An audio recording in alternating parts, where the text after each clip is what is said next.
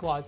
The player they want to trade him for is Jimmy Butler, but the Heat don't want Bradley Beal. So the only way for the Suns to get Jimmy Butler is to find a third team that not only would take Bradley Beal, because he's got 2 years and $100 million and is playing so poorly that they've got him coming off the bench, and then that team that would maybe take him has to take him where Beal would waive the no trade clause.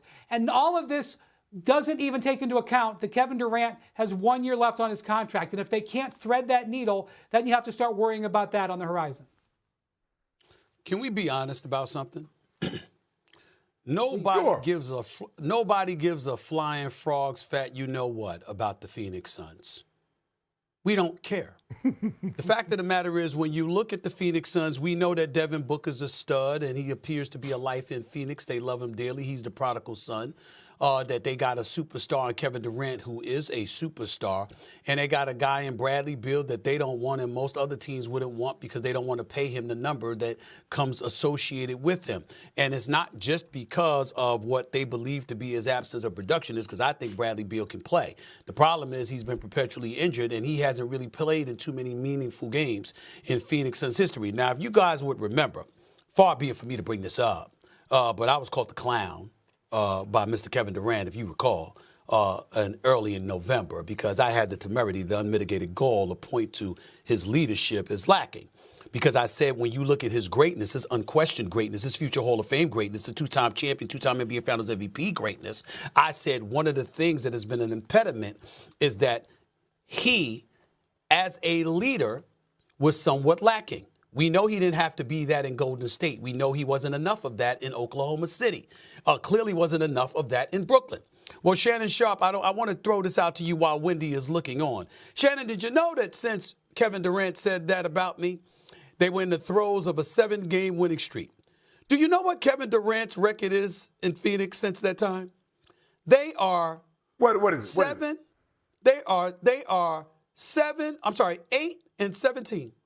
That is their record. They are 9 games under 500. Now, there were some games he missed, or there was games Bradley Beal missed, or there were games Devin Booker missed. They haven't been on the court together. But the reality is that when you look at them, they just don't have it. Why do they want Jimmy Butler so bad? Because they need a rough rider in that locker room, Wendy. Am I lying? Just nod your head, because you know I'm not. They need a rough rider. They need a Shannon Sharpe type dude that's going to hold cats accountable. That's saying it's not just about my skills. It's not just about my greatness on the court.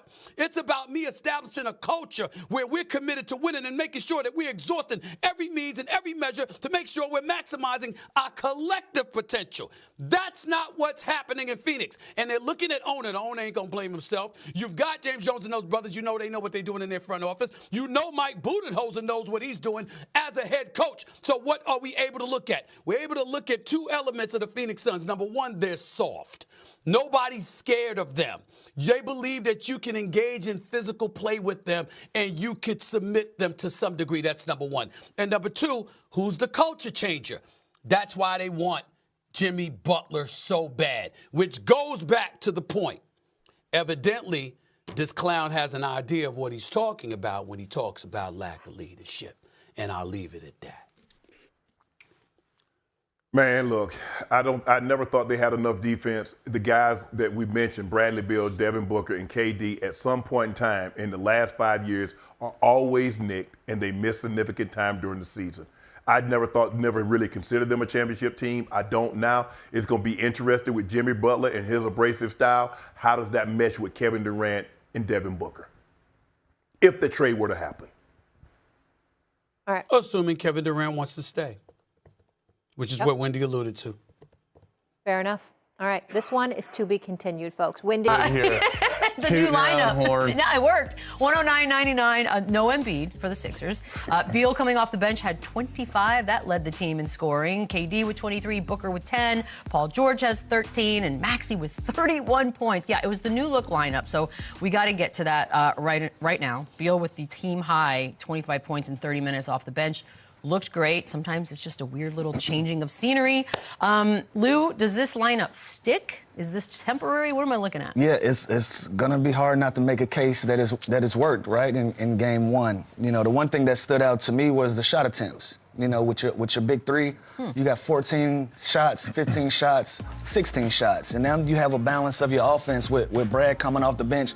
It looked like this is gonna work moving forward, and you got to give Coach Bud some credit here. He's been known to rattle some feathers sometimes when he makes different decisions on lineups, but it works. You know, he's a quality coach, and it's a hard case not to make. You know, Bradley Beal went out there and he just championed that second group. He was the guy that we thought he was. We know that he doesn't love it.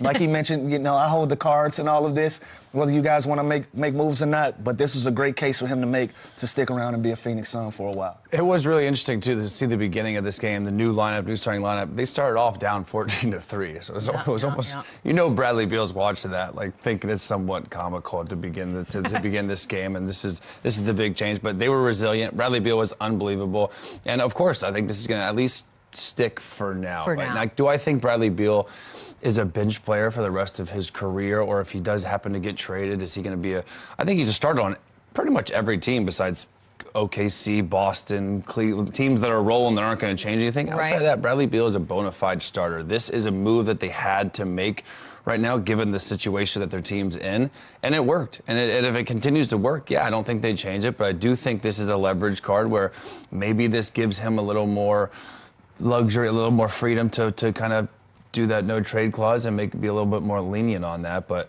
this worked last night. Again, the Sixers without Joel Embiid, it's a small sample size, but this is a big win. And all these wins for Phoenix, all these games, they kind of seem like we need, like it's almost win or blow it up. You know what I mean? Like it's getting to that point for this team. So every win is big going forward for them. Which we might be headed toward. There were some rumblings yesterday that, you know, he's got the no trade clause. Everyone keeps talking about it. He's one of two dudes that have it at the moment.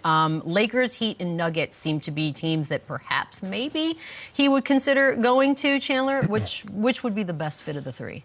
I think Denver. I think Denver would be great for him. I think they can get off Michael Porter. I think, and people are talking about the window is closing for the Denver Nuggets teams, and that I think is just more rhythm and on the court. And Jamal Murray struggles. It's not because of their age. They're actually in their prime. You have Jokic right now in his prime. You have Jamal Murray entering his prime. You can add a Brad Beal to that. I just feel like Miami is a lateral move. The Lakers are aging big three. It's a lateral move. I think both will be good for him, just a fresh start. I think guys sometimes need that. Coaches need that. But I think for me, the Nuggets, I think that would be a great addition for a team that already thinks that they can contend for a championship. I think this moves the needle for them. I think the other moves are kind of lateral. I like the Lakers. You know, really? I've been going to bat for this for the Lakers. They need a dynamic scorer. They need somebody that's going to go out there and you know for a fact they can give you 25 to 30 points a night if it's needed. You know, Austin Reeves has been that guy, but where is it consistently? And because of, you know, when you play with a LeBron James, you play with an AD, sometimes when you're a young guy in this league, you'll kind of take a back seat to those guys and you'll kind of follow their lead. Bradley Beal is different. He's been the type A guy to be on a team where you can put the ball in his hands and he can go lead you to a bunch of wins. I don't think he would be the guy to defer to an AD or LeBron when it's needed. And so for that, I like the Lakers fit. I think the Heat doesn't really make sense. You know, on the flip side of it, if you bring a Jimmy Butler in, you start this whole process over if you're the Phoenix Suns. And so for that, if anybody, I feel like the Lakers. Denver sounds good as well. But look, like we just said, they've won their first game with him coming off the bench. It's not ideal for him, but it works. Let's see if they continue this up. I do love that he said, I hold all the cards in this situation. It's such a cool thing to be able to say. And only 10 players in history, by the way, have had this. Is he going to be the last fringe player?